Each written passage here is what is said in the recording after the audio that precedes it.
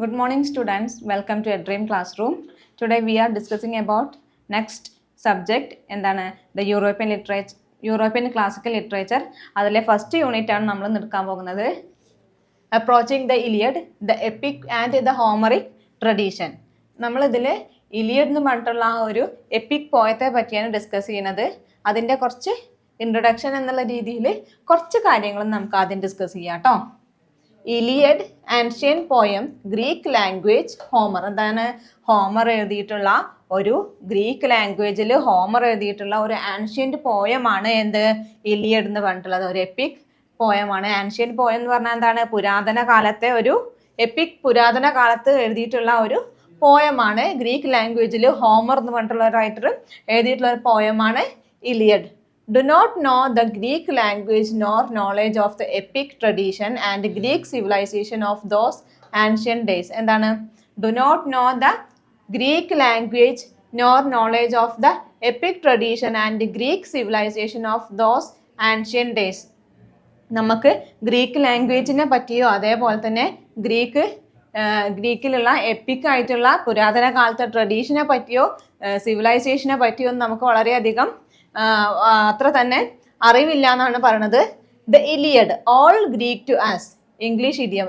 All Greek to us എന്ന് പറഞ്ഞത് എന്താണ് ഒരു ഇംഗ്ലീഷ് ഇഡിയമാണ്. അതാണ് ഇലിയഡിനെ ഏറ്റവും കൂടുതൽ റെപ്രസെന്റ് ചെയ്യുന്ന ഒരു ഇഡിയമാണ്, ഇംഗ്ലീഷിലുള്ള ഒരു ഇഡിയമാണ് ഓൾ ഗ്രീക്ക് ടു അസ്. അതായത് എന്താണ് the poem is beyond our understanding, നമുക്ക് മനസ്സിലാക്കാൻ കഴിയുന്നതിനും അപ്പുറത്താണ് ഈ ഇലിയഡ് എന്ന് പറഞ്ഞിട്ടുള്ള പോയം. അതായത് അതിൽ ഗ്രീക്കിലുള്ള നടന്ന പല സംഭവങ്ങളും ആ ഇലിയഡ് എന്ന് പറഞ്ഞ പോയറ്റ് ഹോമർ ഡിസ്ക്രൈബ് ചെയ്യുന്നുണ്ട്. It composed 8th century BC, 3000 years old. എന്താണ് ഇത് കമ്പോസ് ചെയ്തിട്ടുള്ളത്? ഈ ഇലിയഡ് എന്ന് പറഞ്ഞിട്ടുള്ള ആ ഒരു work, EPIC poem Homer compose ചെയ്യുന്നത് എപ്പോഴാണ്? 8th century, 8ാം നൂറ്റാണ്ടിലാണ്. അതായത് BC, ബിഫോർ ക്രൈസ്റ്റിന് മുന്നേയുള്ള 8th centuryയിലാണ് ഈ ഇലിയഡ് എന്നുള്ള പറഞ്ഞിട്ടുള്ള എപ്പിക് പോയം ഹോമർ എഴുതിയിട്ടുള്ളത്. 3000 years ഓൾഡ് ആട്ടോ, 3000 വർഷം പഴക്കമുണ്ട് ഈ ഇലിയഡ് എന്ന് പറഞ്ഞ ബുക്കിന്. It deals the events of final weeks of the Trojan war lasted to 10 years. എന്താണ് it deals the events of the final weeks of the Trojan war. ഇതെന്താണ് ഡീൽ ചെയ്യണത്, അല്ലെങ്കിൽ ഇത് എന്തിനെ പറ്റിയാണ് പറയുന്നത് നോക്കൂട്ടോ. Events of the final weeks of the Trojan war lasted for 10 years. എന്താണ് 10 വർഷം നീണ്ടു നിന്നിട്ടുള്ള ഒരു ട്രോജൻ വാറിനെ പറ്റിയാണ്. അത് ട്രോജൻ വാറിന്റെ അവസാന 2-3 ആഴ്ചകളിലെ ഇവന്റുകളെ പറ്റിയാണ് ഇലിയഡ് എന്ന് പറഞ്ഞ ബുക്കിൽ ഹോമർ ഡെപിക്റ്റ് ചെയ്യുന്നത്. Mahabharata, an ancient Indian epic, 18 days of the Kurukshetra war, Ramayana, Rama's 14 years of exile when he fights with Ravana to restore Sita from Ravana's kingdom of Lanka. എന്താണ് മഹാഭാരതയും രാമായണയും എന്താണ് ഇലിയഡിന് സമമായിട്ടുള്ള 2 എപ്പിക്കുകളാണ്. മഹാഭാരതയിൽ എന്താണ് ആൻഷ്യന്റ് എപ്പിക്, മഹാഭാരത രാമായണം ഒരു ഇന്ത്യയിലുള്ള ഒരു എപ്പിക് പോയാണ്. എന്താണ് മഹാഭാരതം എന്ന് പറഞ്ഞത് 18 days of the Kurukshetra war, 18 ദിവസം നീണ്ടു നിന്നിട്ടുള്ള ഒരു കുരുക്ഷേത്ര വാറാണ്, യുദ്ധമാണ് എന്ത് മഹാഭാരതം. രാമായണയോ Rama's 14 years of exile when he fights with Ravana to restore Sita from Ravana's kingdom of Lanka. എന്താണ് രാമന്റെ 14 വർഷത്തെ വനവാസ ജീവിതത്തിന്റെ ഇടയിൽ എന്താണ് അദ്ദേഹത്തിന്റെ ഭാര്യയെ നഷ്ടപ്പെടുകയാണെന്നല്ല, രാവണൻ അപഹരിച്ചു കൊണ്ടുപോവുകയാണ്. ആ അപഹരിച്ചു കൊണ്ടുപോയ തൻ്റെ ഭാര്യയെ തിരിച്ചു പിടിക്കാനുള്ള രാമന്റെ യുദ്ധമാണ്. ആരോട്? രാവണനോട് കൂടിയുള്ള യുദ്ധമാണ് എന്ത് രാമായണയില് ഡെപിക്റ്റ് ചെയ്യുന്നത്. Iliad, war between Greek and the Trojans, abduction of Helen by the Trojan prince Paris. എന്താണ് ഇലിയഡ്? എന്താണ് വാർ ബിറ്റ്വീൻ ഗ്രീക്ക് ആൻഡ് ട്രോജൻസും ഗ്രീക്കുകാരും തമ്മിലുള്ള യുദ്ധത്തെയാണ് ഇലിയഡിൽ ഡിസ്ക്രൈബ് ചെയ്യുന്നത്. അതെന്താണ്, എന്തുകൊണ്ടാണ് ആ യുദ്ധം നടന്നത്? Abduction of Helen by the Trojan prince Paris Trojan prince ആയിട്ടുള്ള പാരിസ് ഹെലൻ എന്ന് പറഞ്ഞിട്ടുള്ള ഒരു ലേഡിയെ അപഹരിച്ചു കൊണ്ടുപോകുന്നു. അതാണ് ഇലിയഡിലെ ട്രോജൻ വാറിന് കാരണം. ഗ്രീക്കുകാരും ട്രോജൻസും യുദ്ധം നടക്കാനുള്ള കാരണം എന്താണ്? ഹെലനെ പാരീസ് തട്ടിക്കൊണ്ടുപോയതാണ് ഇതിന് കാരണം. ഹെലൻ പറഞ്ഞത് ആരാണ്? വൈഫ് ഓഫ് മെനാലസ്, എന്താണ്? King of Spartas. King of സ്പാർട്ടയാണ് മെലനൗസ്, അദ്ദേഹത്തിന്റെ വൈഫാണ് ഹെലൻ. ആ ഒരു ബ്യൂട്ടിഫുൾ ലേഡിയാണത്. ആ ലേഡീനെ അപഹരിച്ചു കൊണ്ടുപോയത് കൊണ്ടാണ് ഈ യുദ്ധം നടക്കാൻ കാരണം. ഈ ഒരു ഇലിയഡ് എന്ന് പറഞ്ഞിട്ടുള്ള ബുക്ക് എന്താണ്? It is parallel to Ramayana and Mahabharatam. രാമായണയ്ക്കും മഹാഭാരതത്തിനും ഈക്വൽ ആയിട്ടുള്ള ഒരു ബുക്കാണ് ഇലിയഡ്. ഇത്രയാണ് ജസ്റ്റ് ഒരു ഇൻട്രൊഡക്ഷൻ എന്നുള്ള രീതിയിൽ നമ്മൾ ഡിസ്കസ് ചെയ്യുന്നത്. ഇനി നോക്കാൻ പോകും നമുക്ക് ഇലിയഡിലെ സ്റ്റോറി എന്താണെന്ന് നമുക്ക് ഡിസ്കസ് ചെയ്ത്. Story of Iliad. Trojan war was against the city of Troy by the Greeks after Paris of Troy took Helen from her husband. എന്താണ് ട്രോജൻ വാർ? എന്തുകൊണ്ടാണ്? Against the city of Troy by Greeks. ഗ്രീക്കുകാര് Trojan എന്ന് പറഞ്ഞിട്ടുള്ള Troy എന്ന് പറഞ്ഞിട്ട് സിറ്റിക്ക് എതിരായിട്ട് നടത്തുന്ന ഒരു യുദ്ധമാണ് എന്ത്? ട്രോജൻ വാർ. എന്താണ് കാരണം? ഞാൻ നേരത്തെ പറഞ്ഞ പോലെ ഹെലനെ അവളുടെ ഭർത്താവിൽ നിന്നും അപഹരിച്ചു കൊണ്ടുപോയതാണ് ഈ ട്രോജൻ വാർ. ഗ്രീക്കുകാരും ട്രോയ്ക്കാരും തമ്മിൽ യുദ്ധം നടക്കാനുള്ള കാരണം. War was important event in Greek mythology. എന്താണ്? ഗ്രീക്ക് മിത്തോളജിയിലെ ഇമ്പോർട്ടൻ്റ് ആയിട്ടുള്ള ഒരു ഇവന്റ് ആണ് എന്ത്? Trojan war. Trojan war was an important event in Greek mythology. 9 years after the start of the war, Greek army captures Chrysae, a town in Troy. എന്താണ്? 10 വർഷം നീണ്ടു നിന്നിട്ടുള്ള ഒരു യുദ്ധമാണ് ട്രോജൻ വാർ. അതായത് ആ 10 വർഷത്തെ യുദ്ധത്തിനിടയിൽ 9ാമത്തെ വർഷമാണ് എന്ത്? അവര് ട്രോയിലെ ഒരു ടൗൺ ആയിട്ടുള്ള ക്രൈസ് എന്ന് പറഞ്ഞിട്ടുള്ള ഒരു നഗരം ക്യാപ്ചർ ചെയ്യുന്നത്. ഗ്രീക്കുകാര് ക്യാപ്ചർ ചെയ്തെടുക്കണം, സ്വന്തമാക്കി. 2 beautiful Trojan maidens, Chrysis and Briseis, are taken as a war booty. എന്താണ്? 2 ബ്യൂട്ടിഫുൾ മെയ്ഡൻസ്, അതായത് ഈ ട്രോയിലുള്ള ഭംഗിയുള്ള 2 ബ്യൂട്ടിഫുൾ ലേഡീസ് ആയിട്ടുള്ള ക്രൈസിസിനെയും ബ്രൈസിസിനെയും അവർ 2 ഗ്രീക്കുകാര് സ്വന്തമാക്കി ആസ് എ വാർ ബൂട്ടി. അതായത് ഒരു കൊള്ള മുതലായിട്ട് അവർ ആ 2 ബ്യൂട്ടിഫുൾ മെയ്ഡൻസിനെ, ട്രോജൻ മെയ്ഡൻസിനെ അവർ സ്വന്തമാക്കി. Agamemnon take Chryseis, his deputy Achilles takes Briseis. എന്താണ്? അഗംനൻ പറഞ്ഞിട്ടുള്ള ആ ഒരു യോദ്ധാവ് ക്രൈസിസിനെയും സ്വന്തമാക്കി. അദ്ദേഹത്തിന്റെ ചീഫ് ഡെപ്യൂട്ടി ആയിട്ടുള്ള എന്താണ്? അക്യുലസ് ബ്രൈസിസിനെയും സ്വന്തമാക്കി. Chryses father offer a huge ransom to him for the return of his daughter but he refused. എന്താണ്? ക്രൈസിസിന്റെ ഫാദർ അഗംനന് ഒരു ഹ്യൂജ് ആയിട്ടുള്ള വലിയൊരു റാൻസം ഓഫർ ചെയ്തു. പക്ഷെ എന്താണ്? എന്തിനു വേണ്ടി? അദ്ദേഹത്തിന്റെ മകളെ തിരിച്ചു കിട്ടാൻ വേണ്ടി അദ്ദേഹം ഹ്യൂജ് ആയിട്ടുള്ള ഒരു റാൻസം അദ്ദേഹത്തിന് ഓഫർ ചെയ്തു. പക്ഷെ എന്താണ്? He refuse it. അദ്ദേഹം അത് റെഫ്യൂസ് ചെയ്തു. അദ്ദേഹത്തിന് പണമോ സമ്പത്തോ അല്ല വേണ്ടിയിരുന്നത്. എന്താണ്? ക്രൈസിസിനെ ആയിരുന്നു ആവശ്യം. അപ്പൊ റെഫ്യൂസ് ചെയ്തത് കൊണ്ട് തന്നെ എന്താ സംഭവിച്ചത്? Then her father praised God Apollo to punish the Greeks by sending plague to sweep Greek army. എന്താണ്? Then her father praised to God Apollo. എന്താണ്? അദ്ദേഹത്തിന്റെ അവളുടെ ഫാദർ, അവളുടെ അച്ഛൻ തിരികെ അവളെ ലഭിക്കില്ല എന്ന് മനസ്സിലായപ്പോൾ എന്താണ്? അപ്പോളോ എന്ന് പറഞ്ഞിട്ടുള്ള ഗോഡിനെ പ്രാർത്ഥിച്ച് ഒരു പണിഷ്മെന്റ് കൊടുക്കാൻ പറഞ്ഞു. ആർക്ക്? ഗ്രീക്കിനെതിരെ ഒരു പണിഷ്മെന്റ് കൊടുക്കാൻ പറഞ്ഞു. എന്താണ്? സെൻഡിങ് പ്ലേഗ് സെൻഡ് ചെയ്തുകൊണ്ട് ഒരു പണിഷ്മെന്റ് കൊടുത്തു. ആ പ്ലേഗ് സെൻഡ് ചെയ്തതുകൊണ്ട് എന്തിനു വേണ്ടി? സ്വീപ്പ് ഗ്രീക്ക് ആർമി, അതായത് ഗ്രീക്ക് ആർമിന്, ഗ്രീക്കിലുള്ള സോൾജിയേഴ്സിനെ എന്താണ്? തുടച്ചു നീക്കാൻ വേണ്ടി പ്ലേഗ് എന്ന് പറഞ്ഞിട്ടുള്ള ഒരു ഡിസീസ് സെൻഡ് ചെയ്തു ഗ്രീക്കിലേക്ക്. Agamemnon understand Chryseis is the reason for plague. It killed many of his soldiers and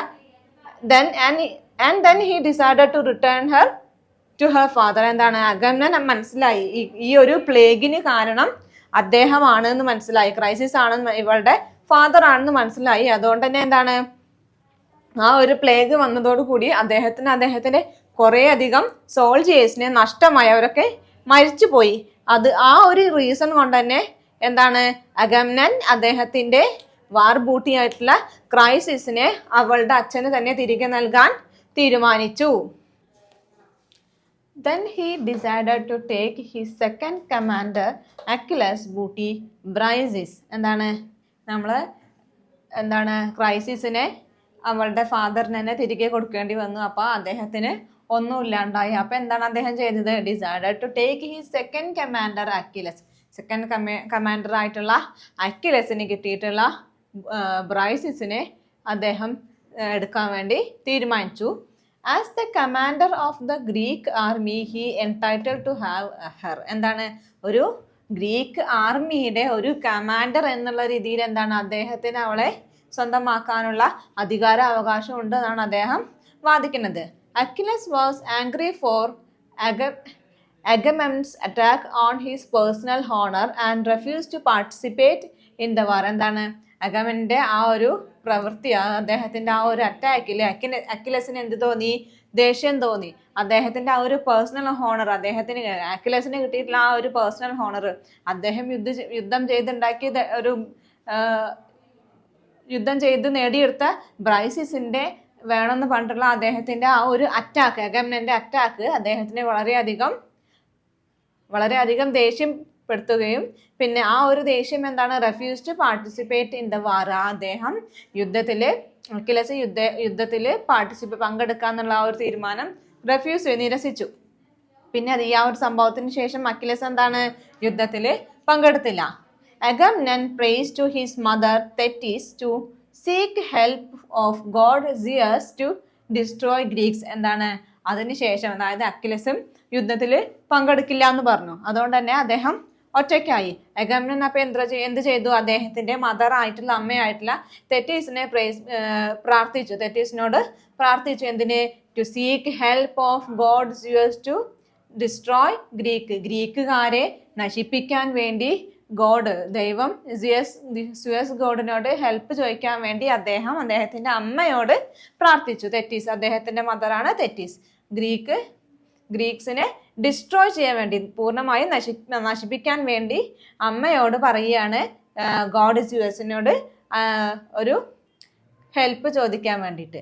four Greek army Achilles ask his close friend Patroclus to fight the Trojan. എന്താണ്, Achilles യുദ്ധത്തിൽ പങ്കെടുക്കില്ല തീരുമാനിച്ചു. അതുകൊണ്ട് തന്നെ എന്താണ്, അവർക്ക് defeat നേരിടേണ്ടി വന്നു. ആ ഒരു ഡിഫീറ്റ് കണ്ടപ്പോൾ, അതായത് ഗ്രീക്കുകാർ ഡിഫീറ്റ് ചെയ്യപ്പെട്ടു, അത് കണ്ടപ്പോൾ എന്താണ്, ഗ്രീക്ക് ആർമിക്ക് വേണ്ടിയിട്ട്, തൻ്റെ അത്രയും കാലം യുദ്ധം ചെയ്ത തൻ്റെ ആർമിക്ക് വേണ്ടിയിട്ട് അദ്ദേഹം പങ്കെടുക്കില്ല തീരുമാനിച്ചെങ്കിലും അദ്ദേഹത്തിൻ്റെ ക്ലോസ് ഫ്രണ്ട് ആയിട്ടുള്ള പെട്രോക്ലസിനോട് ഈ ട്രോജനെതിരെയുള്ള യുദ്ധത്തിന് പങ്കെടുക്കാൻ വേണ്ടി അക്വിലസ് പറയുകയാണ്. In the battle Trojan hero Hector slays Patroclus. എന്താണ്, ആ ഒരു യുദ്ധത്തിൽ ട്രോജൻ ഹീറോ ആയിട്ടുള്ള ഹെക്ടർ എന്ന് പറഞ്ഞിട്ടുള്ള ഒരു ഹീറോ ആണ് ട്രോജൻ യുദ്ധത്തിൽ ഉണ്ടായിരുന്ന. അദ്ദേഹം പെട്രോക്ലസിനെ, അക്വിലസിന്റെ ഫ്രണ്ട് ആയ പെട്രോക്ലസിനെ വധിക്കുകയുണ്ടായി. Then അക്വിലസ് റീജോയിൻസ് the battle. അത് കണ്ടപ്പോൾ ഹെക്ടർ തൻ്റെ പ്രിയ സുഹൃത്തിനെ കൊന്നു. അത് കണ്ടപ്പോൾ എന്താണ്, അക്വിലസിന് സഹിക്കാൻ വയ്യാതായി. അങ്ങനെ അദ്ദേഹം വീണ്ടും അഗമനോട് റീകൺസിലേറ്റ് ചെയ്തിട്ട് ഈ യുദ്ധത്തിൽ വീണ്ടും റീജോയിൻ ചെയ്തു. Because of his grief and anger he kills every Trojans who stands in his way and finally kill Hector with the help of goddess Athena. എന്താണ്, അങ്ങനെ തൻ്റെ സുഹൃത്ത് മരിച്ചതിനാൽ വീണ്ടും അദ്ദേഹം ബാറ്റിലിൽ റീജോയിൻ ചെയ്തു. അങ്ങനെ because of his grief and anchor, അദ്ദേഹത്തിന്റെ ആ ഒരു നിരാശയും സങ്കടവും ദേഷ്യവും ഒക്കെ എന്താണ്, തൻ്റെ വഴിയിൽ നിന്നിട്ടുള്ള എല്ലാ ട്രോജൻസിനും, മുന്നിൽ നിന്ന് ആരൊക്കെയാണോ ട്രോജനിൽ ഉണ്ടായിരുന്ന തൻ്റെ മുന്നിൽ കണ്ണിൽ കണ്ടിട്ടുള്ള എല്ലാവരെയും അദ്ദേഹം എന്ത് ചെയ്തു? വധിച്ചു. ദെൻ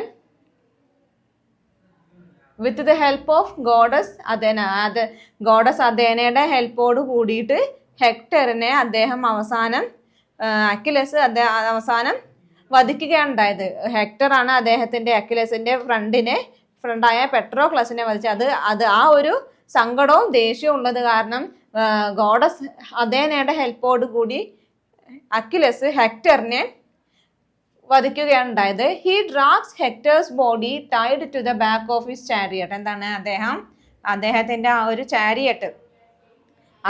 ചാരിയറ്റിന്റെ ബാക്കിൽ ഹെക്ടറിന്റെ ബോഡി കെട്ടിയിട്ട് ആ ഒരു യുദ്ധം നടന്ന ആ ഒരു ഫീൽഡിൽ കൂടെ വലിച്ചയച്ചു കൊണ്ടുപോവുകയാണ് ചെയ്യുന്നത്.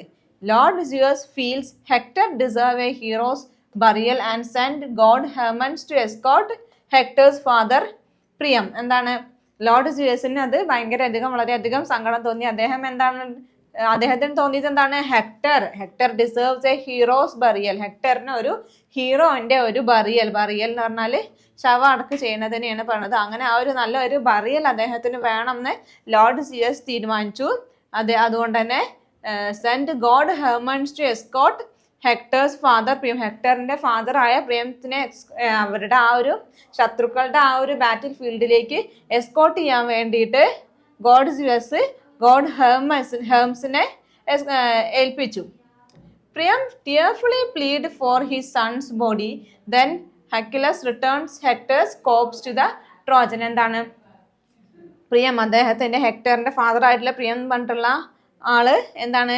ടിയർഫുള്ളി plead for his son's body. അദ്ദേഹത്തിന്റെ മകന്റെ ബോഡി തിരിച്ച് കിട്ടാൻ വേണ്ടിയിട്ട് സങ്കടത്തോടെ അദ്ദേഹം അക്കിലസിനോട് പ്ലീഡ് ചെയ്തു, യാചിച്ചു. Then Achilles returns Hector's corpse to the Trojan. അങ്ങനെ ആ ഒരു വയസ്സായ ഒരു ഫാദർ എന്ന നിലയിൽ അദ്ദേഹം ആ ടിയർഫുള്ളി കണ്ണീരോടെ യാചിച്ചത് കൊണ്ട് തന്നെ അക്കിലസ് തൻ്റെ ദേഷ്യം മറന്ന് ആ കോപ്സ് ഹെക്ടറിന്റെ ബോഡി ട്രോജൻസിന് അദ്ദേഹത്തിന്റെ ഫാദറിന് നൽകുകയുണ്ടായി. Hector receive a hero's funeral in Troy. ട്രോയിൽ എന്താണ്? നല്ലൊരു ഹീറോയ്ക്ക് നൽകുന്ന ആ ഒരു പദവിയോട് കൂടിയിട്ടുള്ള ആ ഒരു ശവസംസ്കാരം അദ്ദേഹം ഹെക്ടർ റിസീവ് ചെയ്തു. ഇത്രയാണ് ട്രോജൻ വാറിലെ അല്ലെങ്കിൽ ഇലിയഡ്, ട്രോജൻ വാറിന്റെ അവസാന ആഴ്ചകൾ നടന്നിട്ടുള്ള കാര്യങ്ങളാണ് ഇലിയഡിൽ പറയുന്നത്.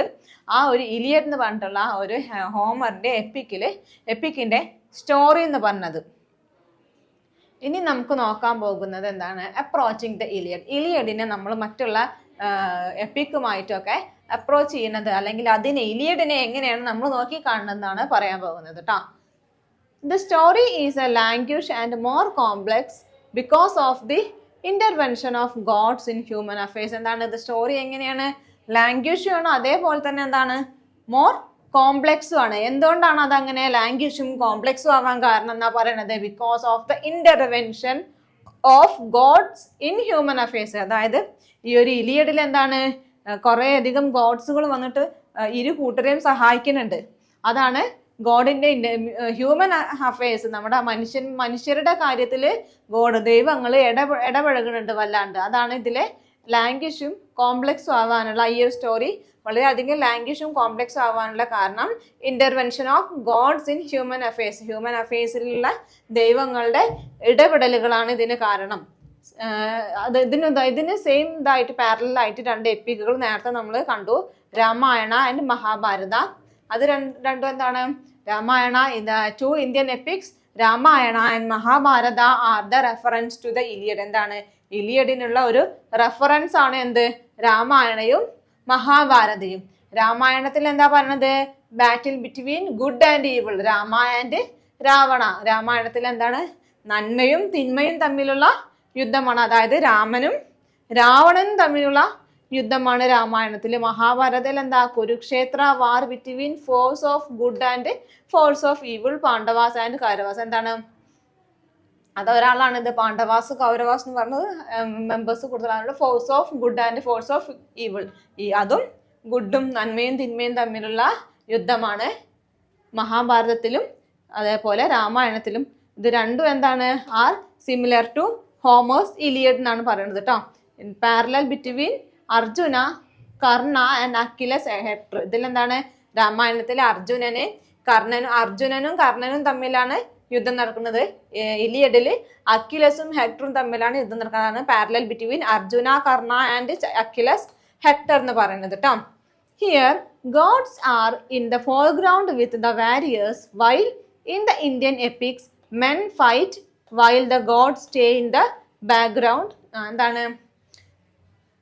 അങ്ങനെയൊക്കെ ഗോഡിന്റെ ഇന്റർവെൻഷൻ ഉണ്ടെന്ന് പറഞ്ഞു എന്തില്?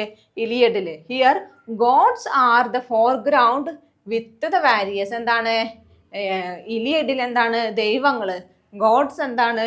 ആ ഒരു വാരിയേഴ്സിന്റെ മുൻപന്തിയിൽ നിൽക്കുകയാണ്. ആര്? ദൈവങ്ങള്. While the Indian epics men fight while the gods stay in the background. ഇവിടെ ഇലിയഡില് ദൈവങ്ങൾ മുൻപന്തിയിൽ നിൽക്കുമ്പോൾ വാരിയേഴ്സിന്റെ മുന്നെയാണ് നിൽക്കുന്നത്. പക്ഷേ ഇന്ത്യൻ എപ്പിക് ആയിട്ടുള്ള രാമായണത്തിൽ മഹാഭാരതത്തിൽ എന്താണ്? ഗോഡ്സ് ആളുകളാണ് ഫൈറ്റ് ചെയ്തിരുന്നുള്ളൂ. ദൈവത്തിന് അതിൽ ഒരു റോളും ഉണ്ടായിരുന്നില്ല. ദൈവം എങ്ങനെയായിരുന്നു? ബാക്ക്ഗ്രൗണ്ടിലായിരുന്നു സ്റ്റേ ചെയ്തിരുന്നത്. Lord Krishna never gave weapon to the fight Kauravas. എന്താണ്? ലോർഡ് കൃഷ്ണയാണ് അർജുനനിലെ മഹാഭാരതത്തിലുള്ളത്. അപ്പോൾ ലോർഡ് കൃഷ്ണ എന്താണ്? ഒരിക്കലും യുദ്ധം ചെയ്യാൻ, കൗരവർക്കെതിരെ പാണ്ഡവർക്ക് യുദ്ധം ചെയ്യാനുള്ള കാര്യങ്ങളൊന്നും ചെയ്തു കൊടുത്തിരുന്നില്ല. He was only the mentor of the Pandava and Arjuna. എന്താണ്? പാണ്ഡവരായിട്ടുള്ള പാണ്ഡവരാസനും അതേപോലെ അർജുനനാണ് മെയിൻ ക്യാരക്ടർ. അപ്പൊ അദ്ദേഹത്തിനുമുള്ള ഒരു മെന്റർ മാത്രമായിട്ടായിരുന്നു ലോർഡ് കൃഷ്ണ ഇന്ത്യൻ എപ്പിക്കായ മഹാഭാരതത്തിൽ നിലകൊണ്ടിട്ടുള്ളൂ. പക്ഷെ ഇവിടെ അക്കിലസിൽ ഇലിയഡിൽ അങ്ങനെയല്ല. അക്കിലസിന്റെയും അഗമനന്റെ ഒക്കെ മുൻപന്തിയിലായിരുന്നു ആരുണ്ടായിരുന്നത്? ദൈവങ്ങൾ. അവരാണ് അവർക്കുള്ള ഓരോ വഴികൾ കാണിച്ചു കൊടുക്കുകയും ഒക്കെ ചെയ്തിരുന്നത്. ഓരോരോ ആൾക്കാരെ വധിക്കാൻ അവരായിരുന്നു സഹായിച്ചിരുന്നത്. പക്ഷേ ഇന്ത്യൻ എപ്പിക്കിൽ അങ്ങനെയല്ല. Gods are stand behind the warriors എന്നാണ് പറയുന്നത് കേട്ടോ. ഇതാണ് ഇലിയഡിനെ ആയിട്ട് നമ്മൾ നോക്കി. ഇലിയഡിന് എങ്ങനെയാണ് പാരലൽ ആയിട്ടുള്ള 2 വർക്കുകളാണ്, ഇന്ത്യൻ എപ്പിക്കുകളാണ് രാമായണയും മഹാഭാരതയും. Next topic epic in western literature. Western ലിറ്ററേച്ചറിലുള്ള എപ്പിക്കിനെ പറ്റിയാണ് ഇനി നമ്മൾ ഡിസ്കസ് ചെയ്യാൻ പോകുന്നത് കേട്ടോ. Epic composed different genres. എന്താണ് എപ്പിക്? ഡിഫറെൻറ്റ് ജാനേഴ്സ്, പല തരത്തിലുള്ള ജാനേഴ്സുമായിട്ട് കമ്പോസ് ചെയ്തിട്ടുണ്ട്. എന്തൊക്കെയാണ്? Epic poetry, epic novel, epic plays, epic films. ഇങ്ങനെ ഇപ്പം നമ്മൾ പഠിച്ചത് ഇലിയഡ് എന്താണ്? It is a epic poem. ഇനി എന്തൊക്കെയാണ് ജാനേഴ്സ്? പലതരത്തിലുള്ള ജാനേഴ്സ് ഉണ്ട്. അത് എപ്പിക് പോയട്രി, എപ്പിക് കവിതകൾ, epic novel, epic drama, plays, epic film, epic സിനിമകൾ. ഇതൊക്കെയാണ് different types of genres of epic. Epic പോയട്രിയിൽ നമ്മൾ കുറച്ച് വർക്കുകളെ പറ്റിയാണ് കേട്ടോ നോക്കണം. ഡീറ്റെയിൽ ആയിട്ട് അത് എന്താണെന്ന് നമ്മൾ നോക്കണില്ല. വർക്കുകൾ Homer, Virgil, Ezra Pound, Milton, ഇതൊക്കെയാണ് എപ്പിക് പോയട്രിയിലെ റൈറ്റേഴ്സ് എന്ന് പറയുന്നത്. ഹോമറിൻ്റെ എന്താണ് നമ്മളിപ്പോൾ പഠിച്ച ഇലിയഡ് ആൻഡ് ഒഡീസി. ഒഡീസിയും ഇലിയഡും ആരുടേതാണ്? ഹോമറിൻ്റെയാണ്. പിന്നെ ഉള്ളത് വിർജിൽ, ദ അനിയഡ്, മിൽട്ടൻ്റെ പാരഡൈസ് ലോസ്റ്റ്, എസ്ര പൗണ്ടിൻ്റെ കാൻഡോസ്, നിക്കോസ് കസാന്ത്കാസിയുടെ ഒഡീസി. ഇത്രയാണ് എപ്പിക് പോയട്രിയിൽ ഇൻക്ലൂഡ് ചെയ്തിട്ടുള്ള epic poems. Homer, Virgil, Milton, Ezra Pound ഇവരൊക്കെയാണ് എന്താണ് എപ്പിക് പോയട്രിയിലെ എപ്പിക് പോയറ്റ്. ഇനി നമ്മൾ നോക്കാൻ പോകുന്നത് എപ്പിക് നോവൽ. ആരാണ്? ലിയോ ടോൾസ്റ്റോയിയുടെ അന്ന കരനീന, പിന്നെന്താണ് വാർ ആൻഡ് ദ പീസ്, ഗദയുടെ the sorrow of young Werther. എന്താണ്? ലിയോ ടോൾസ്റ്റോയും ഗദയാണ് എപ്പിക് നോവലിസ്റ്റുകൾ. ലിയോ ടോൾസ്റ്റോയുടെ അന്ന കരനീനയും അതേപോലെ വാർ ആൻഡ് പീസ്, ഈ 2 നോവലുകളാണ് ലിയോ ടോൾസ്റ്റോയുടെ ഉള്ളത്. ഗദയെ പറഞ്ഞത് the sorrow of the young വെദറിന്റെ സോറോ എന്ന് പറഞ്ഞിട്ടുള്ള ബുക്കുമാണ് എപ്പിക് നോവലിൽ ഇൻക്ലൂഡ് ചെയ്തിട്ടുള്ളത്. എപ്പിക് പ്ലേസ് എന്താണ്? ബ്രഡ്ജിന്റെ mother courage and her children എന്ന് പറഞ്ഞിട്ടുള്ള ഒരു ഡ്രാമ, ഒരു നാടകമാണ് mother courage and her children എന്ന് പറഞ്ഞിട്ടുള്ള ബ്രഡ്ജിന്റെ epic play. Epic film Ben ഹറിന്റെ the 10 commandments and gone with the wind. ഇതാണ് എപ്പിക് ഫിലിം പറഞ്ഞത്. Epic poetry, epic novel, epic play and epic films. ഇതാണ് ഡിഫറെൻറ്റ് ജാനേഴ്സ് ഓഫ് എപ്പിക് എന്ന് പറഞ്ഞിട്ടുള്ള അതിൻ്റെ ഡിഫറെൻറ്റ് ജാനറുകൾ. ഇനി നമ്മൾ നോക്കാൻ പോകുന്നത് എന്താണ് എപ്പിക് എന്ന് പറയുന്നത്. എപ്പിക്കിൻ്റെ ഡെഫിനിഷൻ, എപ്പിക് എന്ന് പറയുന്നതിൻ്റെ ഡെഫിനിഷനാണ് ഇനി നമ്മൾ നോക്കാൻ പോകുന്നത്. എന്താണ് അതിൽ ഉൾപ്പെട്ടുള്ള കാര്യങ്ങൾ എന്നൊക്കെയാണ് പറയാൻ പോകുന്നത് കേട്ടോ. ഇതിൽ ഈ എപ്പിക് എന്ന് പറഞ്ഞതിലെ കോമൺ ആയിട്ട് ഫോക്കസ് ചെയ്യുന്ന കാര്യം എന്താണ്? Reveal the essential reality of life, to discover the ultimate truth and the unity of human spirit. എന്താണ്? റിവീൽ ദ എന്താണ് മെയിൻ എപ്പിക് എന്ന് പറഞ്ഞ ആ ഒരു ഇതിൽ എന്താണ് മെയിനായിട്ട് ഫോക്കസ് ചെയ്യുന്നത്? Reveal the essential reality of, നമുക്ക് വേണ്ടപ്പെട്ട കാര്യങ്ങളുടെ, ജീവിതത്തിൽ വേണ്ടപ്പെട്ട കാര്യങ്ങളുടെ റിയാലിറ്റീനെ തുറന്ന് കാണിക്കുന്നത് എന്താണ്? എപ്പിക് എന്ന് പറഞ്ഞത് to discover the ultimate truth and the unity of human സ്പിരിറ്റിൻ്റെ യൂണിറ്റിയും അതേപോലെ തന്നെ ഒരു ട്രൂത്തിൻ്റെ ഡിസ്കവറി ഒക്കെയാണ് അതൊക്കെയാണ് എപ്പിക്കിൽ തുറന്ന് കാണിക്കുന്നത്. എന്താണ്? റിയാലിറ്റി ഓഫ് ലൈഫിന്റെ റിയൽ ലൈഫ് റിയാലിറ്റീനെയൊക്കെയാണ് അതിൽ തുറന്ന് കാണിക്കുന്നത്. Reveal the essential reality of ലൈഫിന്റെ reality to discover the ultimate ട്രൂത്തിനെ ഡിസ്കവർ ചെയ്യുന്ന കാര്യങ്ങൾ, അതേപോലെ ഹ്യൂമൻ സ്പിരിറ്റിന്റെ യൂണിറ്റി, ഇതൊക്കെയാണ് മെയിൻ ആയിട്ട് എപ്പിക്കിൽ ഫോക്കസ് ചെയ്യുന്ന കാര്യങ്ങൾ. The Ramayana and Mahabharata composed approximately between 1331 BC and 827 BC. ഈ ഒരു 1331 BC അല്ലെങ്കിൽ BC ആൻഡ് 827 BCന്റെ ഇടയ്ക്ക് അപ്രോക്സിമേറ്റ്ലി കേട്ടോ, ഏകദേശമാണ്, കറക്റ്റ് അല്ല, അതിൻ്റെ ഇടയിലാണ് എന്ത് രാമായണയും മഹാഭാരതയും രചിച്ചിട്ടുള്ളത്. Epics are in the classical forms. Epics ഒക്കെ എങ്ങനെയാണ്? പുരാതന കാലത്തുള്ള ആൻഷ്യൻ ടൈമിലുള്ള പോയംസ് ആണ് എപ്പിക് എന്ന് പറഞ്ഞത്, അല്ലെങ്കിൽ റൈറ്റിംഗ്സ് ആണ് എപ്പിക് എന്ന് പറഞ്ഞത്. അതെന്താണ്? ക്ലാസിക്കൽ ആണ്. അത് പുരാതന കാലത്ത് ആയതുകൊണ്ട് തന്നെ എന്താണ്, അതൊരു ക്ലാസിക് ഫോമിലാണ് എഴുതിയിട്ടുള്ളത്. Exalted themes and elevated forms are expression are seen in the epic poem. എന്താണ്? എക്സാൾട്ടഡ് തീംസും എലവേറ്റഡ് ഫോംസും. എക്സാൾട്ടഡ് എന്ന് പറഞ്ഞാൽ വളരെ മഹത്തായിട്ടുള്ള കാര്യങ്ങളെ പറ്റിയൊക്കെയാണ്, അതൊക്കെയാണ് മഹത്തായിട്ടുള്ള നടക്കുന്ന യുദ്ധങ്ങൾ, അതേപോലെ അങ്ങനെയുള്ള കാര്യങ്ങൾ. ഇതപ്പോൾ ഇതിൽ കണ്ടില്ലേ, ഇലിയഡില് യുദ്ധം, മഹത്തായിട്ടുള്ളൊരു യുദ്ധത്തിനെ പറ്റി, മഹത്തായെന്ന് പറയാൻ പറ്റില്ല, എന്നാലും മഹത്തായിട്ടുള്ള കാര്യങ്ങൾ, അങ്ങനത്തെ തീമുകളായിരുന്നു എക്സ്പ്രസ് ചെയ്തിരുന്നത് എപ്പിക് പോയത്തിൽ. All epic follow a similar pattern. എന്താണ്? ഒരുവിധം എപ്പിക്കുകളെല്ലാം തന്നെ എന്താണ്, ഒരു സിമിലർ പാറ്റേണിലായിരുന്നു എഴുതിയിട്ടുണ്ടായിരുന്നു, ഫോളോ ചെയ്തിട്ടുള്ളത് ഒരു സിമിലർ പാറ്റേൺ. അത് ഇപ്പോൾ ഇന്ത്യൻ എപ്പിക്കിലും ഗ്രീക്ക് എപ്പിക്കിലും നമുക്കത് കാണാൻ കഴിയും, സെയിം സംഭവമാണ്. ഇന്ത്യനിൽ നടക്കുന്നതും യുദ്ധം കാര്യങ്ങളുമാണ്, ഇതിലും യുദ്ധത്തിനെ പറ്റിയാണ്. ഇലിയഡിലും യുദ്ധമാണ്, മഹാഭാരത രാമായണത്തിലും എന്താണ്, യുദ്ധങ്ങളെ പറ്റിയും ഗുഡ് ആൻഡ് ഈവിളിനെ പറ്റിയുള്ള കാര്യങ്ങളാണ് എപ്പിക്കിൽ പറയുന്നത്. All follow the similar pattern ആണ് എല്ലാ എപ്പിക്കുകളും ഫോളോ ചെയ്യുന്നത്. Epic celebrates the presence of divine in the human spirit. എന്താണ്? എപ്പിക് സെലിബ്രേറ്റ് ചെയ്യുന്നത് എന്താണ്, അല്ലെങ്കിൽ എപ്പിക് എന്താണ് നമുക്ക് കാണിച്ചു തരുന്നത്? The presence of divine in the human spirit അല്ലെങ്കിൽ മനുഷ്യരുടെ ആ ഒരു ഇതിൽ ഗോഡ് ഡിവൈൻ എന്ന് പറഞ്ഞാൽ ഗോഡ് റിലേറ്റഡ് ആയിട്ടുള്ള കാര്യങ്ങളാണ് ഡിവൈൻ എന്ന് പറഞ്ഞാൽ. അങ്ങനത്തെ ഡിവൈൻ്റെ ഒരു പ്രസൻസ്, അതായത് ഗോഡിന്റെ പ്രസൻസ് നമുക്ക് ഹ്യൂമൻ സ്പിരിറ്റിൽ കാണാൻ കഴിയും. അങ്ങനത്തെ കാര്യങ്ങളാണ് എപ്പിക്കിൽ എഴുതിയിട്ടുള്ളത് അല്ലെങ്കിൽ ഡിസ്ക്രൈബ് ചെയ്തിട്ടുള്ളത്. Distinction between Ramayana and Mahabharata. ഒരു എപ്പിക്കാണ്, ഇന്ത്യൻ എപ്പിക്, രണ്ട് എപ്പിക്കുകളാണ് മഹാഭാരതയും രാമായണം. അപ്പം അതിനെ പറ്റിയുള്ള കുറച്ച് കാര്യങ്ങൾ നമുക്ക് നോക്കാം. രാമായണം എന്ന് പറഞ്ഞാൽ 24,000 വേഴ്സ്, 24,000 വേഴ്സ് വരികളുള്ള ഒരു എപ്പിക്കാണ് രാമായണം. മഹാഭാരത എന്ന് പറയുന്നത് 8,000, 24,000 ആൻഡ് 1 lakh. 3 ഡിഫറെൻറ്റ് വേർഷനായിട്ടാണ് മഹാഭാരതം എഴുതിയിട്ടുള്ളത്. 8,000, 24,000, അതേപോലെ 1,00,000, അങ്ങനത്തെ ഒരു വേഴ്സസോട് കൂടിയിട്ടാണ് മഹാഭാരതം എഴുതിയിട്ടുള്ളത്.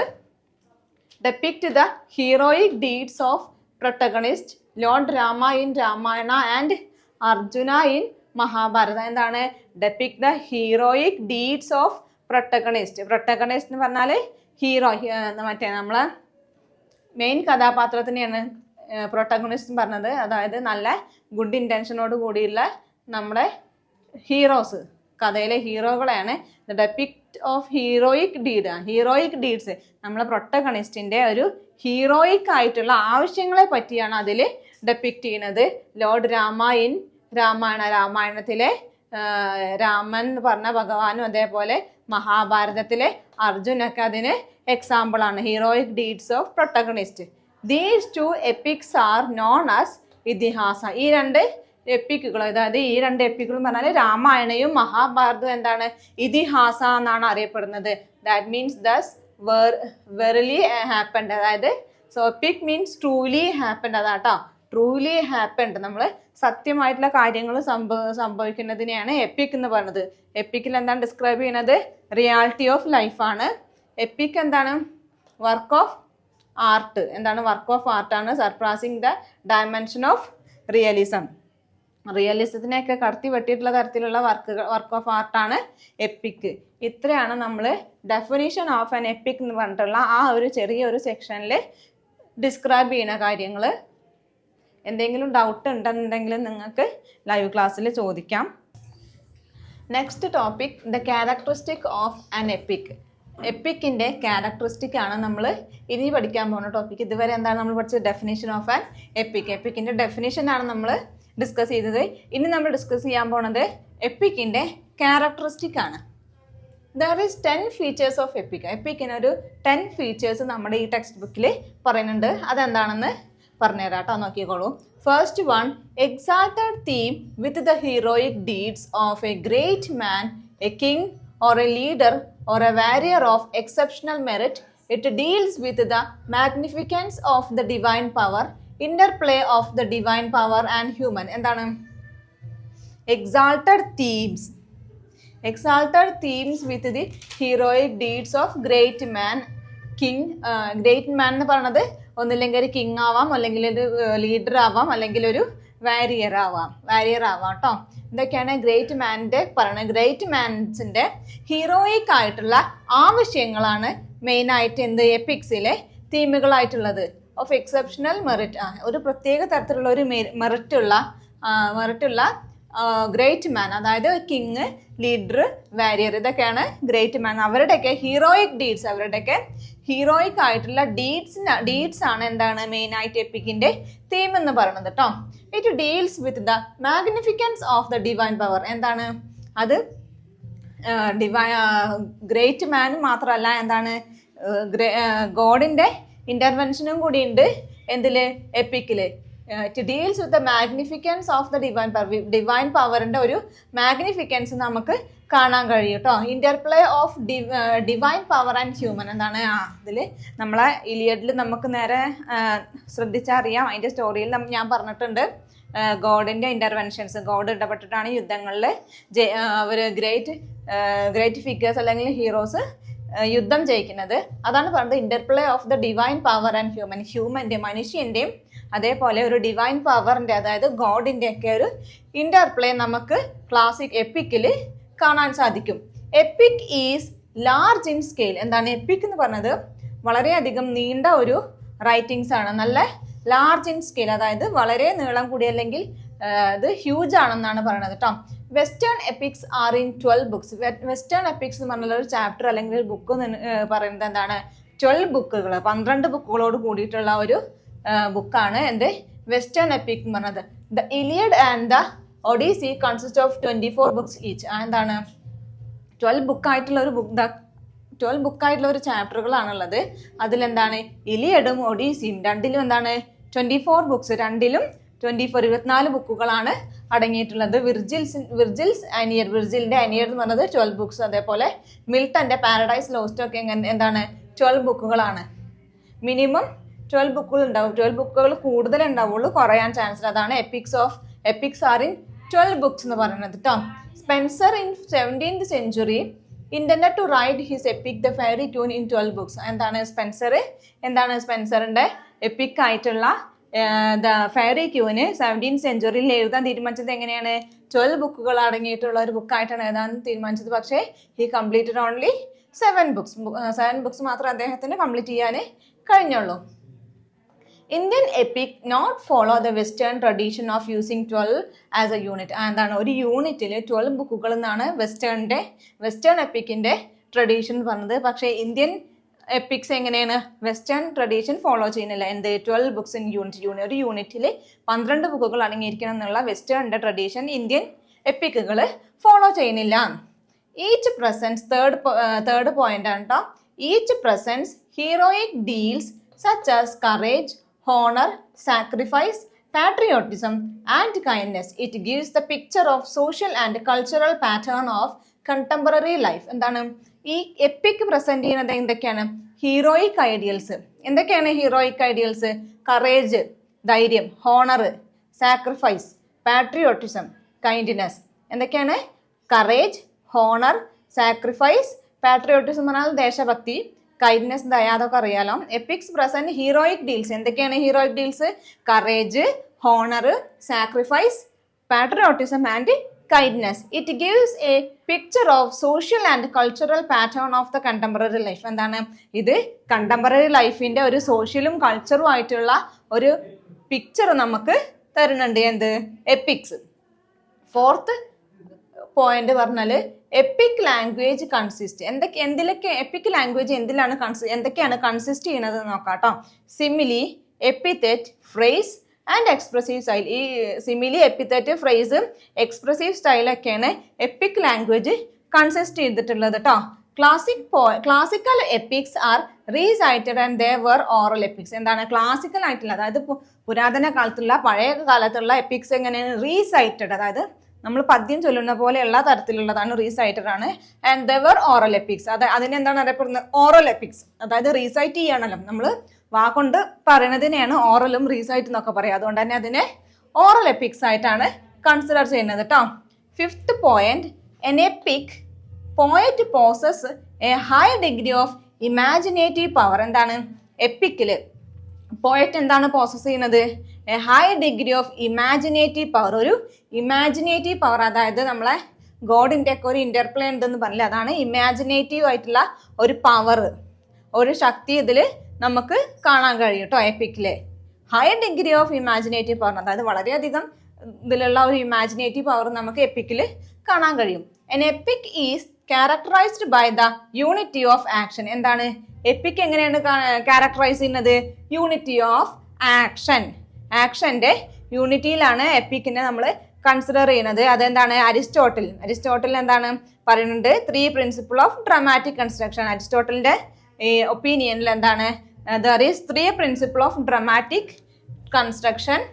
എന്തൊക്കെയാണ്? ഒന്നാമത്തേത് യൂണിറ്റി ഓഫ് ആക്ഷൻ, രണ്ടാമത്തേത് യൂണിറ്റി ഓഫ് ടൈം, മൂന്നാമത്തേത് unity of place. Unity of action, unity of time and unity of place. ഇതാണ് അരിസ്റ്റോട്ടലിന്റെ 3 dramatic constructions. Seventh point, an epic begins starting the theme or subject of the story. എന്താണ് ഒരു epic എങ്ങനെയാണ് begin ചെയ്യുന്നത്? തുടങ്ങുന്നത് എങ്ങനെയാണ്? Starting the theme or subject of the story. സ്റ്റോറിയുടെ സബ്ജക്റ്റോ അല്ലെങ്കിൽ തീമോട് കൂടിയോ ആണ് എന്ത് എപ്പിക് തുടങ്ങുന്നത്. എപ്പിക് എങ്ങനെയാണ് ബിഗിൻ ചെയ്യുന്നത്? Starting the theme or subject of the സ്റ്റോറിയുടെ സബ്ജക്റ്റും അല്ലെങ്കിൽ തീമോട് കൂടിയാണ് ഒരു എപ്പിക് സ്റ്റാർട്ട് ചെയ്യുന്നത്. The statement of the theme followed by an invocations to the muse by poet for divine inspiration. എന്താണ്? The statement of the theme followed by an invocations to the muse. എന്താണ്? By the poet for the divine inspiration. Divine inspiration വേണ്ടി poet എന്താണ് follow ചെയ്യുന്നത്? Invocations to the muse. എന്താണ്? മ്യൂസിന്റെ, muse എന്ന് പറഞ്ഞാൽ God എന്നൊക്കെ ഉള്ള ആ ഒരു റിലേറ്റഡ് ആയിട്ടുള്ള മീനിങ് ആണ്. അതിൻ്റെയൊക്കെ അവരുടെയൊക്കെ ഒരു ഇൻവക്കേഷൻസ് ആണ് നമുക്ക് കാണാൻ കഴിയുന്നത്. സ്റ്റേറ്റ്മെന്റ് ഓഫ് തീം, അതിൻ്റെ ആ ഒരു തീം ഫോളോ ചെയ്യുന്നത് എന്താണ്? Invocation of muse by poet for divine inspiration. Divine ഇൻസ്പിറേഷന് വേണ്ടി മ്യൂസിന്റെ ഇൻവക്കേഷൻ ആണ് നമുക്കതിൽ ഫോളോ ചെയ്യുന്നത്. The epic begin, 9th point, epic begin in the middle of the story. The Iliad and the Odyssey both begin in the middle. It present a flashback. എന്താണ് epic start ചെയ്യുന്നത് തീമോ അല്ലെങ്കിൽ ഒരു സ്റ്റോറിയുടെ തീമോ അല്ലെങ്കിൽ ഒരു സബ്ജക്റ്റോ ആണെന്ന് പറഞ്ഞു. അതേപോലെ തന്നെ എന്താണ് എപ്പിക് ബിഗിൻ ചെയ്യുന്നത്? എന്താണ്? In the middle of the story. സ്റ്റോറിയുടെ മിഡിൽ മുതലാണ്. ഇത് കണ്ടില്ലേ ഇപ്പൊ ഇലിയഡ് എങ്ങനെയാണ്? ട്രോജൻ വാറിന്റെ ലാസ്റ്റ് വീക്കുകളുള്ള കാര്യമാണ് ഇലിയഡ് എന്ന് പറഞ്ഞ എപ്പിക്കിൽ ഹോമർ ഡെപ്പിക്ട് ചെയ്യണത്. അതുകൊണ്ടാണ് ഇത് പറയുന്നത് epic begins in the middle of the story. സ്റ്റോറിയുടെ മിഡിൽ ഭാഗത്തായിട്ടാണ് എപ്പിക് സ്റ്റാർട്ട് ചെയ്യുന്നത്. The Iliad and Odyssey both begin in the middle. എന്താണ്? ഇലിയഡ് ഒഡീസി എന്താണ്? അത് രണ്ടും തുടങ്ങുന്നത് എവിടുന്നാണ്? മിഡിൽ, നടുഭാഗത്ത് നിന്നാണ് എന്ത് തുടങ്ങുന്നത്? ഇലിയഡും ഒഡീസിയും. It presented as flashback ആയിട്ടാണ് ഇത് പ്രസന്റ് ചെയ്യപ്പെടുന്നത് കേട്ടോ. മിഡിൽ ഭാഗത്ത് ഒരു ഫ്ലാഷ് ബാക്ക് പോലെയാണ് എപ്പിക്കുകൾ നമ്മൾ കാണപ്പെടുന്നത്. 10th point, the use and intervention of supernatural. എന്താണ്? The use and intervention of supernatural. Supernatural എന്ന് പറഞ്ഞാൽ forces such as god, angel and demon. എന്തൊക്കെയാണ്? നമ്മുടെ ഗോഡിന്റെ അല്ലെങ്കിൽ ഏഞ്ചല് അല്ലെങ്കിൽ അതേപോലെ തന്നെ ഡീമൺ ആയിക്കോട്ടെ, അതൊക്കെ എന്താണ്? സൂപ്പർ നാച്ചുറൽ പവേഴ്സിൽ പെട്ട കാര്യങ്ങളാണ് കേട്ടോ. ഈ ഒരു സൂപ്പർ നാച്ചുറൽ പവേഴ്സിന്റെ ഇന്റർവെൻഷനും യൂസും ഉപയോഗവും നമുക്ക് എപ്പിക്കിൽ കാണാൻ സാധിക്കും. അതിപ്പോൾ ഇന്ത്യൻ എപ്പിക് എടുത്ത് നോക്കിയാലും അതേപോലെ ഹോമറിന്റെ നമ്മൾ ഈ പഠിക്കുന്ന ഇലിയഡിലാണെങ്കിലും വളരെയധികം ഗോഡുകളുടെ ഇന്റർവെൻഷന്റെ പാർട്ടുകൾ നമുക്ക് കാണാം. എപ്പിക്കില്, ഇലിയഡില് ഗോഡ് സിവേഴ്സും അങ്ങനെ കുറെ അധികം ഗോഡ്സ് ഉണ്ട്. ഇന്ത്യൻ എപ്പിക്കിലും അതേപോലെ ഗോഡ്സിന്റെ ഇന്റർപ്ലേ നമുക്ക് കാണാൻ സാധിക്കും. ഇത്രയൊക്കെയാണ് ക്യാരക്ടറിസ്റ്റിക് ഓഫ് ആൻ എപ്പിക് എന്ന് പറഞ്ഞത് കേട്ടോ. 10 ക്യാരക്ടറിസ്റ്റിക് 10 ഫീച്ചേഴ്സ് ഉണ്ട് എന്തിന്, എപ്പിക്കിന്. മനസ്സിലായില്ലേ? ഇനി അടുത്തത് the Homeric tradition, classical EPIC. ഒരു ക്ലാസിക്കൽ എപ്പിക് എന്നുള്ള രീതിയിൽ ഹോമറിക്, അതായത് ഹോമറിന്റെ, നമ്മളെ ഇലിയഡിന്റെ റൈറ്ററാണ് ഹോമർ, അദ്ദേഹത്തിന്റെ ട്രഡീഷൻസ് എന്തൊക്കെയാണെന്ന് നോക്കാം കേട്ടോ. Classics are associated with work of antiquity. എന്താണ് ക്ലാസിക്സ്? എന്താണ്? വർക്ക് ഓഫ് ആന്റിക്വിറ്റിയിലെ റിലേറ്റ് ചെയ്തിട്ടുള്ള കാര്യങ്ങളാണ് കേട്ടോ. Related to an earlier civilisation and its culture. ഇതെന്താണ്? നമ്മൾ ഈ ഒരു ക്ലാസിക്കൽ എപ്പിക് എന്ന് പറഞ്ഞത് എന്താണ്? ക്ലാസിക്കൽ എന്ന് പറഞ്ഞാൽ തന്നെ പഴയ രീതിയിൽ, പുരാതന കാലത്ത് എന്നുള്ള ഒരു മീനിങ് അല്ലേ. അതുകൊണ്ട് എന്താണ്? Related to an earlier civilisation and its culture. കുറെ മുന്നേ ഉള്ള, അതായത് ഏർലിയർ മുന്നേ ഉള്ള സിവിലൈസേഷനും അതിൻ്റെയൊക്കെ കൾച്ചർ, ആ ഒരു ടൈമിലുള്ള കൾച്ചറും ഒക്കെ ആയിട്ട് റിലേറ്റഡ് ആണ് എന്ത്? Classical epics. Almost all the books label with man's struggle against force of inhumanity and his attempt to restore the moral order. എന്താണ്? ഓൾമോസ്റ്റ് ഓൾ ബുക്സ്, എല്ലാ ഒരുവിധം ബുക്കുകളിലും എല്ലാം കാണപ്പെടുന്നത് എന്താണ്? Label with the man struggle against forces of inhumanity. എന്താണ്? ഇൻഹ്യൂമനിറ്റിക്ക് ആയിട്ട് എതിരെയുള്ള ഫോഴ്സ്, മാനിന്റെ സ്ട്രഗിളുകളാണ് ഒരുവിധം എല്ലാ ബുക്കുകളിലും എന്ത് കാണപ്പെടുന്നത്? എപ്പിക്, ക്ലാസിക്കൽ എപ്പിക്കുകളിലെ എല്ലാ ബുക്കുകളിലും കാണപ്പെടുന്നത് man struggle against force of inhumanity. മാനിന്റെ, മനുഷ്യന്റെ സ്ട്രഗിളുകൾ, കഷ്ടപ്പാടുകൾ എന്തിനെതിരെ? Against force of inhumanity. Force of ഇൻഹ്യൂമനിറ്റിയുടെ ഫോഴ്സിനെതിരായിട്ടുള്ള മനുഷ്യരുടെ സ്ട്രഗിളുകളെയാണ് നമുക്ക് ഒരുവിധം എല്ലാ ക്ലാസിക്കൽ എപ്പിക്സിലും കാണാൻ സാധിക്കുന്നത്. And his attempt to restore the moral order. അതേപോലെ തന്നെ ഒരു മാനിന്റെ അല്ലെങ്കിൽ മനുഷ്യന്റെ അറ്റംപ്റ്റുകൾ എന്തിനു വേണ്ടി? To restore the moral order. Moral order restore ചെയ്യാനുള്ള മനുഷ്യന്റെ അറ്റംപ്റ്റുകളും ഒക്കെയാണ് എന്ത്? ഒരുവിധം ക്ലാസിക്കൽ എപ്പിക്സിലും നമുക്ക് കാണാൻ സാധിക്കുന്നത്. The classics denote the highest class, something of demonstrable enduring quality. എന്താണ് ക്ലാസിക് ഡിനോട്ട് ചെയ്യുന്നത്?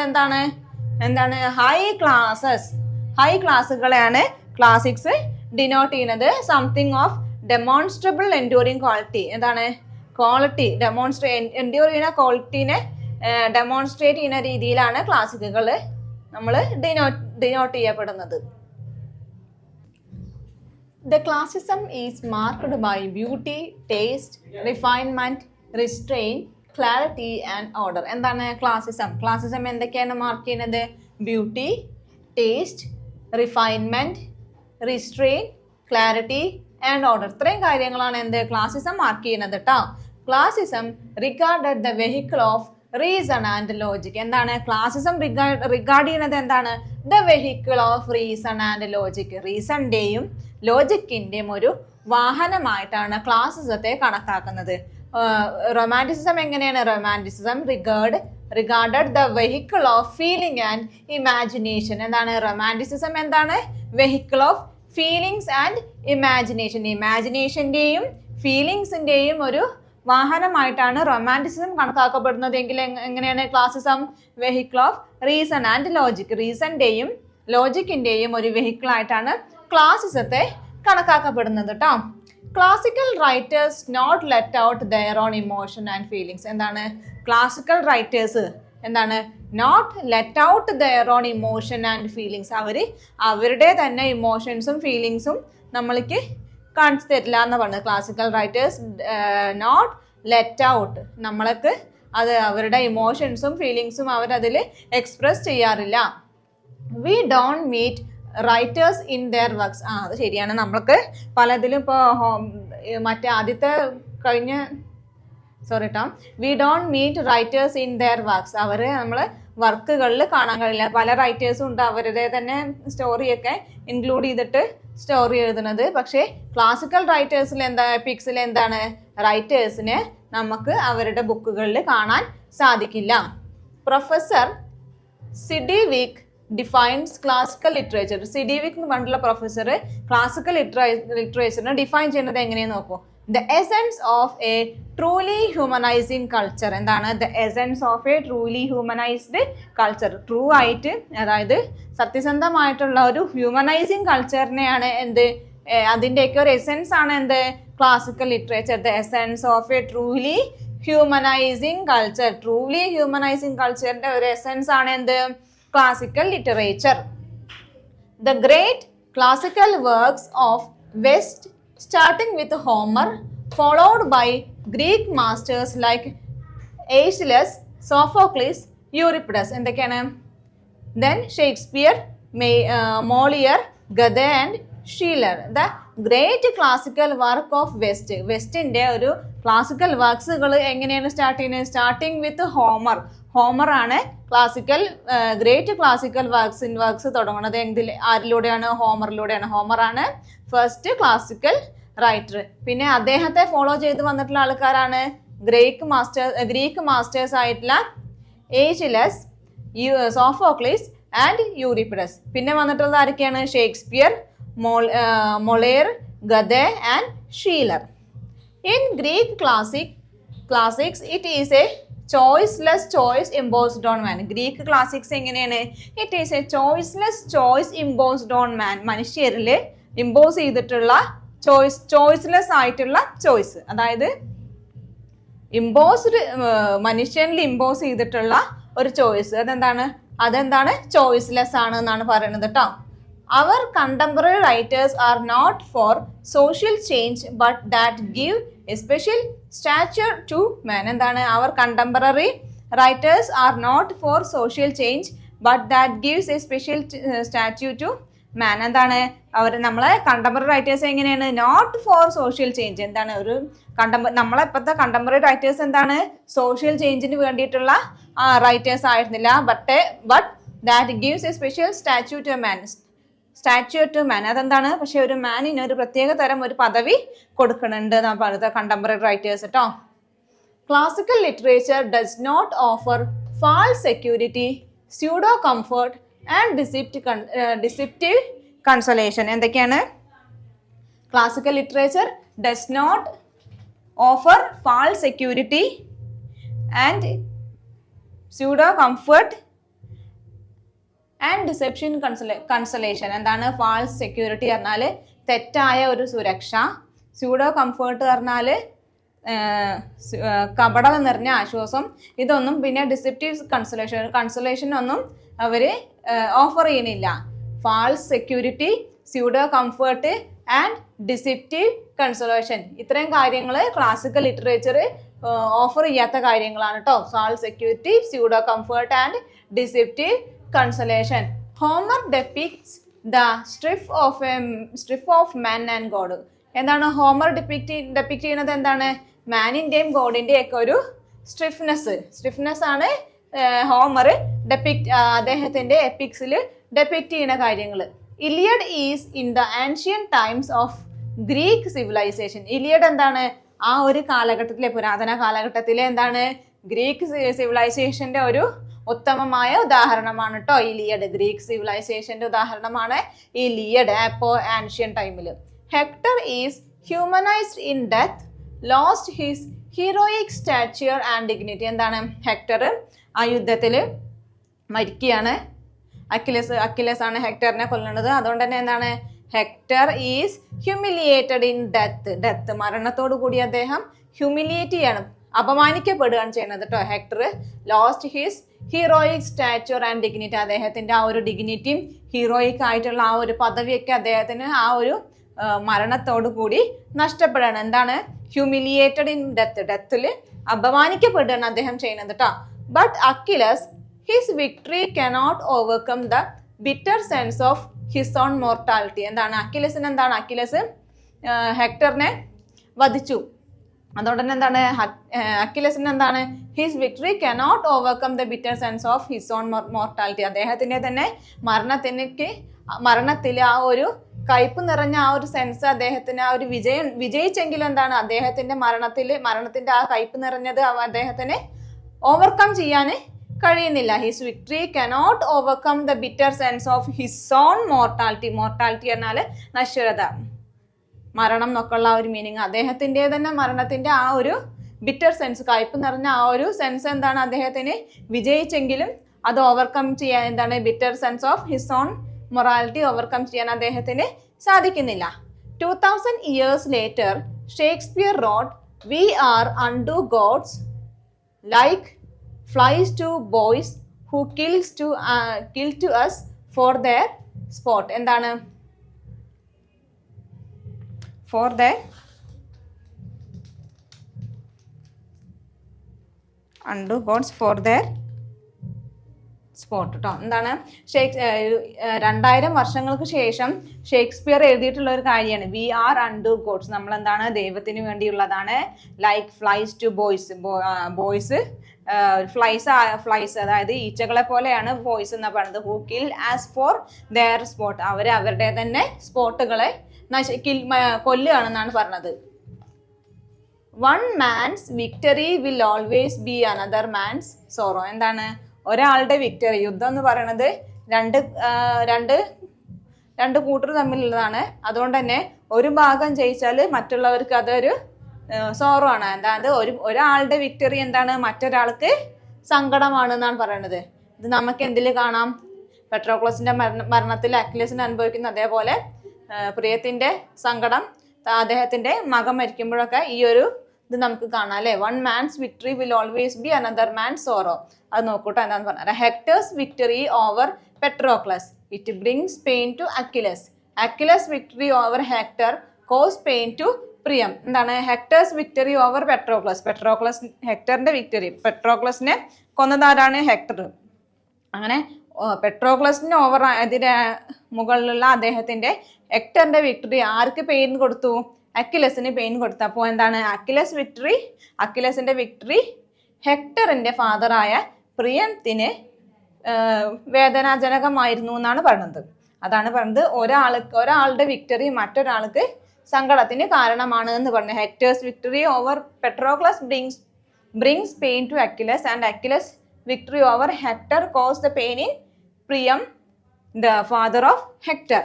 The feeling of compassion, generosity towards the enemy, valor of the enemy are concept of modern world, not of Homer's world. എന്താണ് the feeling of compassion? കമ്പാഷൻ്റെ ഫീലിങ്ങും അതേപോലെ generosity towards the enemy, എനിമിയോടുള്ള ആ ഒരു generosity, valour of the enemy are concept of modern world.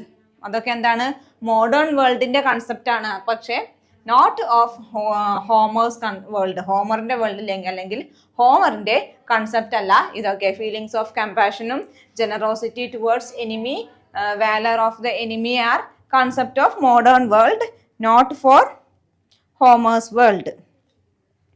ഇത്രയാണ് നമ്മുടെ European classical ലിറ്ററേച്ചറിലെ ആദ്യ യൂണിറ്റ് ആയ approaching the Iliad, the EPIC and the Homeric tradition എന്ന് പറഞ്ഞിട്ടുള്ള ആദ്യ യൂണിറ്റിൽ നമ്മൾ ഡിസ്കസ് ചെയ്യുന്ന കാര്യങ്ങൾ. എന്തെങ്കിലും സംശയം ഉണ്ടെങ്കിൽ നിങ്ങൾക്ക് പേഴ്സണലായിട്ട് ചോദിക്കുക അല്ലെങ്കിൽ ലൈവ് ക്ലാസ്സിൽ നമുക്ക് ക്ലിയർ ചെയ്യുക ചെയ്യാം കേട്ടോ.